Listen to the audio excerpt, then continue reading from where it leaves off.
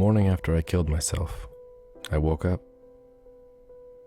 I made myself breakfast in bed. I added salt and pepper to my eggs and used my toast for a cheese and bacon sandwich. I squeezed a grapefruit into a juice glass. I scraped the ashes from the frying pan and rinsed the butter off the counter. I washed the dishes and folded the towels. The morning after I killed myself, I fell in love. Not with the boy down the street or the middle school principal. Not with the everyday jogger or the grocer who always left the avocados out of the bag. I fell in love with my mother, and the way she sat on the floor of my room holding each rock from my collection in her palms until they grew dark with sweat. I fell in love with my father down at the river as he placed my note into a bottle and sent it into the current. With my brother, who once believed in unicorns, but who now sat in his desk at school trying desperately to believe I still existed. The morning after I killed myself, I walked the dog.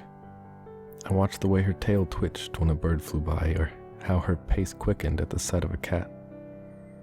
I saw the empty space in her eyes when she reached the stick and turned around to greet me so we could play catch, but saw nothing but sky in my place. I stood by as strangers stroked her muzzle, and she wilted beneath their touch like she did once for mine. The morning after I killed myself, I went back to the neighbor's yard, where I left footprints in concrete as a 2-year-old, and examined how they were already fading. I picked a few daylilies and pulled a few weeds, and watched the elderly woman through the window as she read the paper with the news of my death. I saw her husband spit tobacco into the sink and bring her daily medication. The morning after I killed myself, I watched the sun come up.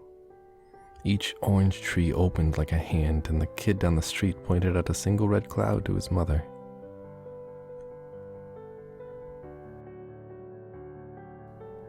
The morning after I killed myself, I went back to that body in the morgue and tried to talk some sense into her. I told her about the avocados and the stepping stones, the river and her parents. I told her about the sunsets and the dog and the beach. The morning after I killed myself, I tried to unkill myself, but couldn't finish what I started.